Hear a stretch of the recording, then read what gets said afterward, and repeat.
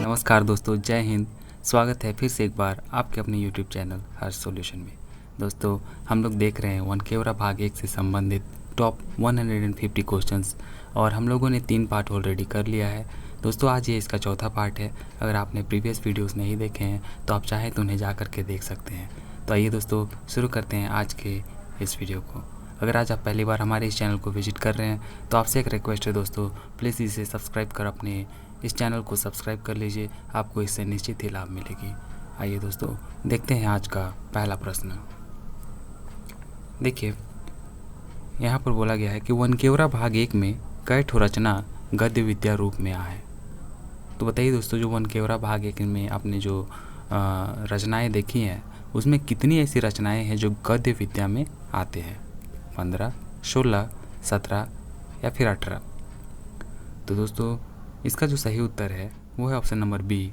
इसका कुल 16 ठो जो रूप है, जो पार्ट है, वो आपका गद्य विद्या में आते हैं। ठीक है, देखिए अगला प्रश्न है, प्रफुल्ल कुमार रायकर कौन कहानी वनकेवरा भाग 1 में छपी है?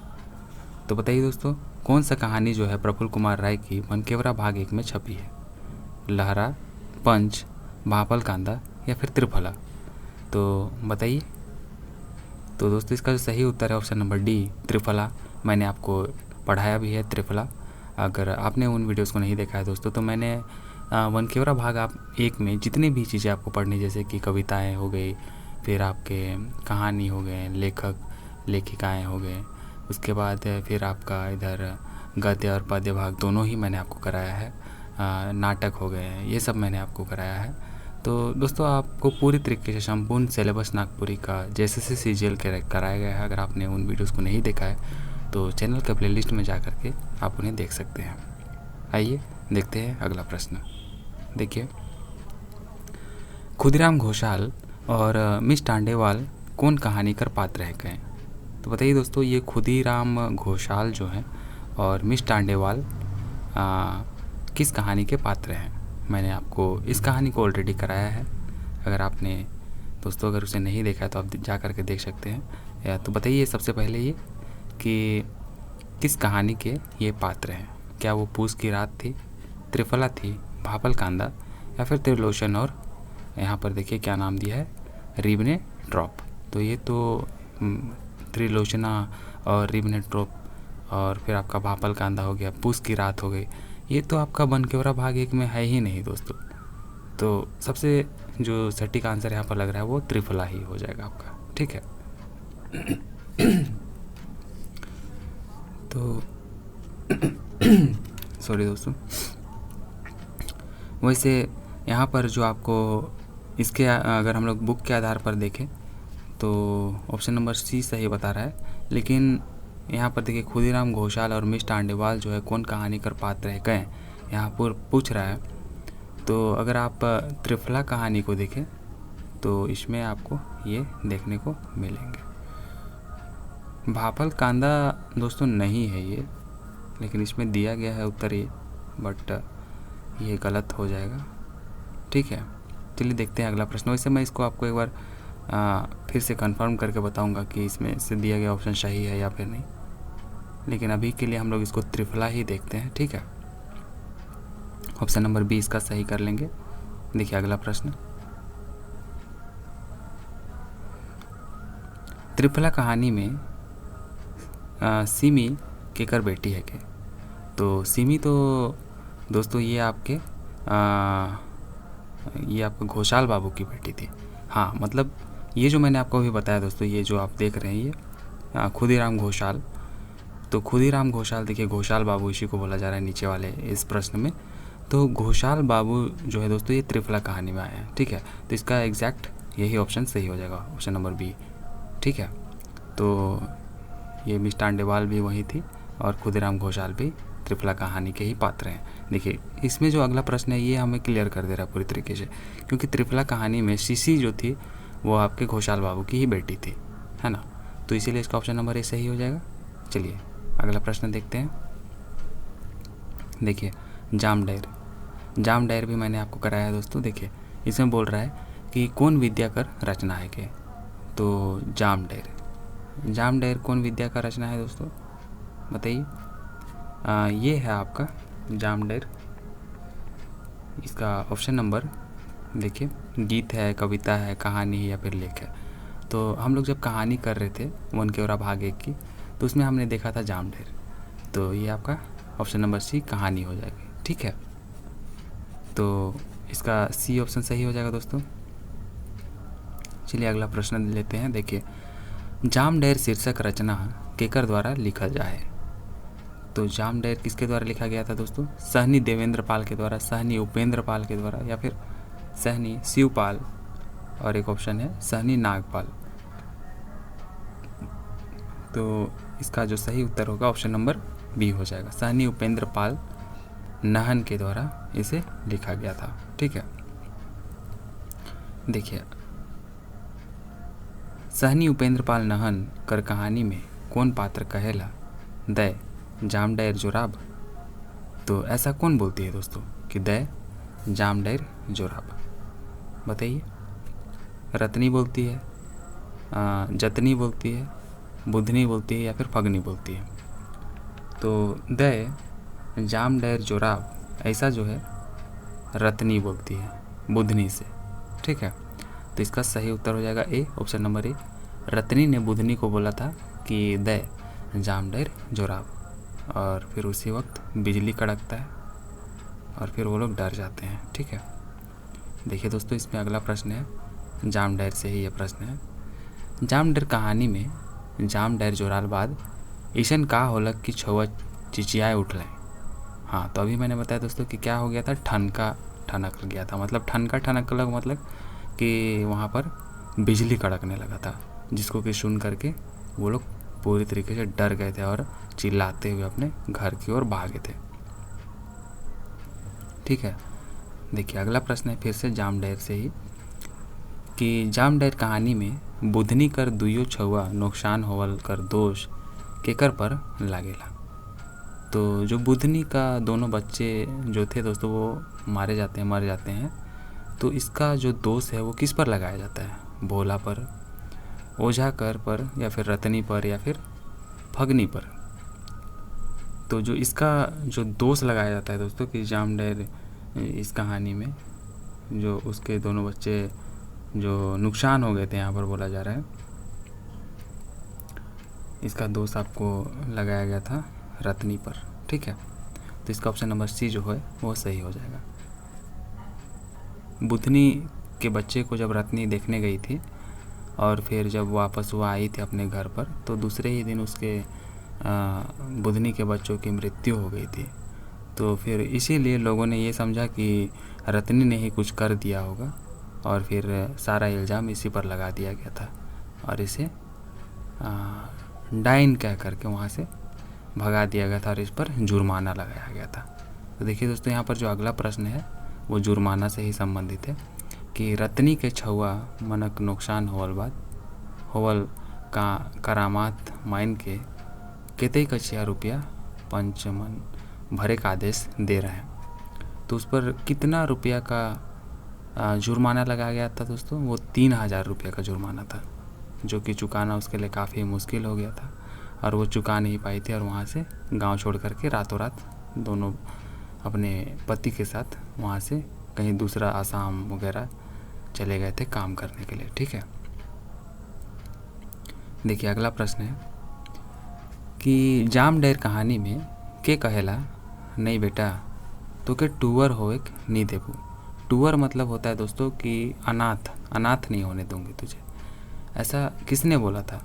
आइस से तो मोर बेटा होले। तो ऐसा किसने कहा था दोस्तों, बताइए।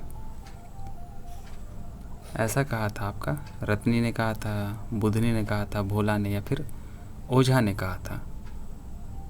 दोस्तों ऐसा आपका यहाँ पर जो है बुधनी ने कहा था, ठीक है। बुधनी जब आती है उस पुराने जामुन के पेड़ के पास सॉरी दोस्तों, देखिए जब बुधनी जामुन के पेड़ के पास आती है तो वहाँ पर देखती है कि रत्नी वहाँ पर इस दुनिया को छोड़ करके जा चुकी थी और उसका जो बच्चा था उसी के समीप लेटा हुआ था, पर वो जीवित अवस्था में था। तो बुद्धनी उसे देख करके बोलती है कि तुमको अब मैं अनाथ नहीं होने दूंगी, अब से आज से तुम मेरे बेटे हुए। और ऐसा कह करके उसे अपने साथ ले जाती है और उसका पालन पोषण करती है। ठीक है, देखिए दोस्तों अगला प्रश्न है कि रत्नी कर मरल बाद गांव वाला मन उके गाइड तो तेलें मगर काम क्रिया नहीं कर लें काले। तो दोस्तों जब रत्नी की मृत्यु हो जाती है तो उसके बाद जो गांव वाले लोग थे उसको ज़मीन के नीचे मिट्टी में दबा देते हैं, गाड़ देते हैं, लेकिन उसकी काम क्रिया जो होती है किसी भी इंसान के मृत्यु के पश्चात तो वो नहीं की जाती है। इसका क्या कारण था? क्या वो डाइन थी इस वजह से, कोनो वारिस नहीं थे इसी वजह से, या फिर वज्रघात के चलते, या फिर खर्चा बचाने के लिए? तो इसका जो सही उत्तर है दोस्तों, क्योंकि वो वज्रघात होकर के मरी थी। तो ऐसी अवस्था में कि किसी की मृत्यु वज्रघात से हो जाती है तो फिर उसका जो काम क्रिया है वो नहीं किया जाता है। ठीक है, तो ऑप्शन नंबर सी इसका सही उत्तर हो जाएगा। देखिए अगला प्रश्न है जाम डेर कहानी में रत्नी कर बेटा कर का नाम रहे? बताइए दोस्तों, रत्नी के बेटे का क्या नाम था?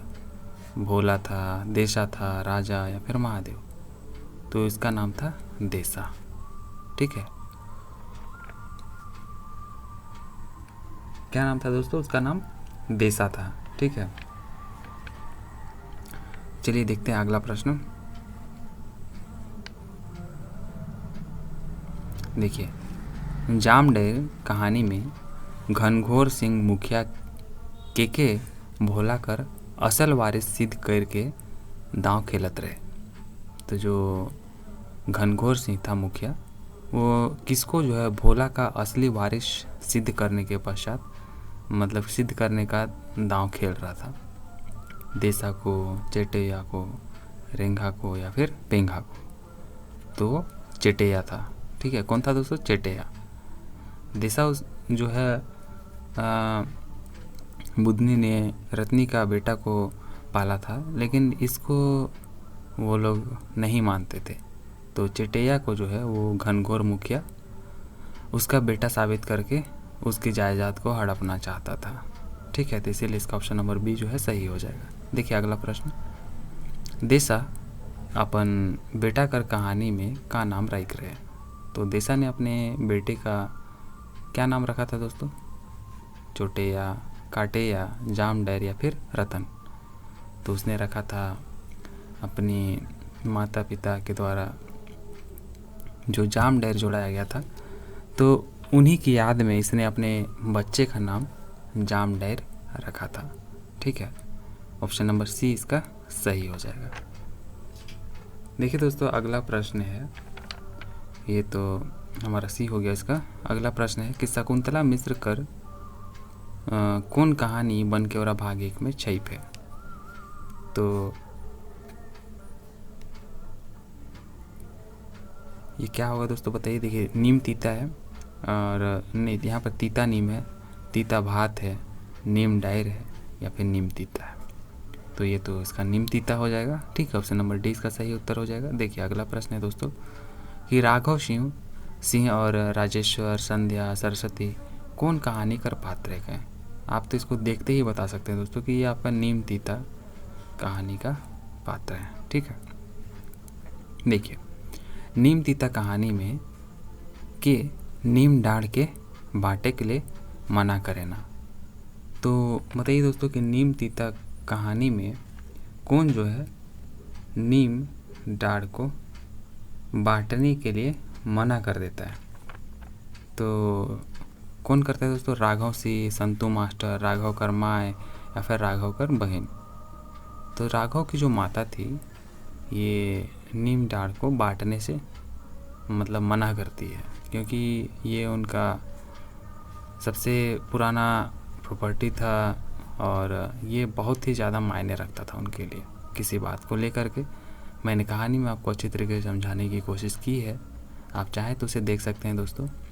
देखिए अगला प्रश्न है, निम्नलिखित कहानी में कौन छुआ पढ़े में स्टेट टॉपर हो रहे। तो पढ़ने में जो स्टेट टॉपर हुआ था वो कौन हुआ था दोस्तों?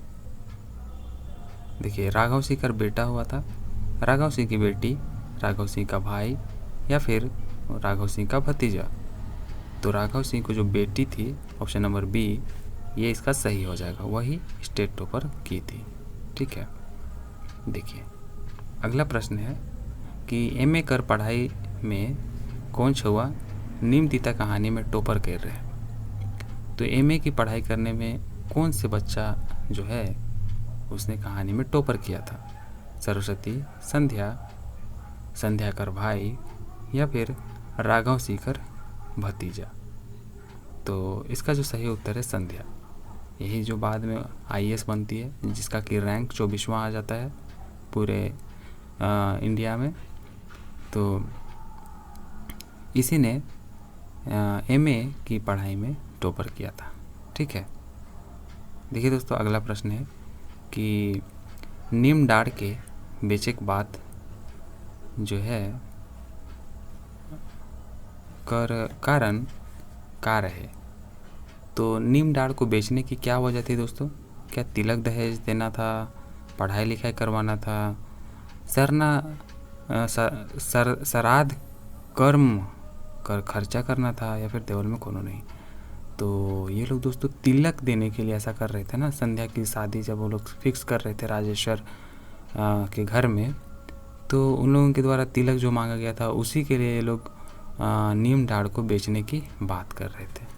ठीक है, ताकि उससे जो पैसा मिले तो फिर तिलक वगैरह देने में पूरा कर लिया जाएगा पैसा, ऐसा सोचकर। ठीक है, देखिए अगला प्रश्न है कि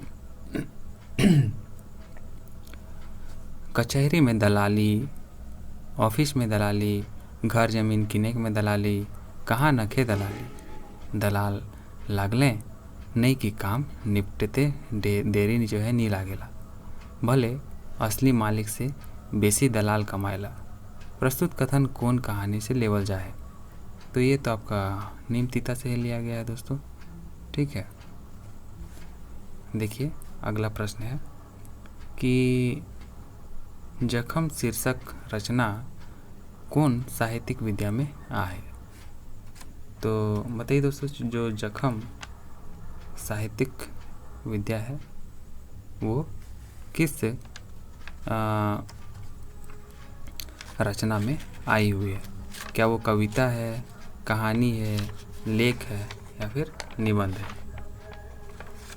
तो बताइए दोस्तों ये क्या है? कविता, कहानी, लेख या फिर निबंध?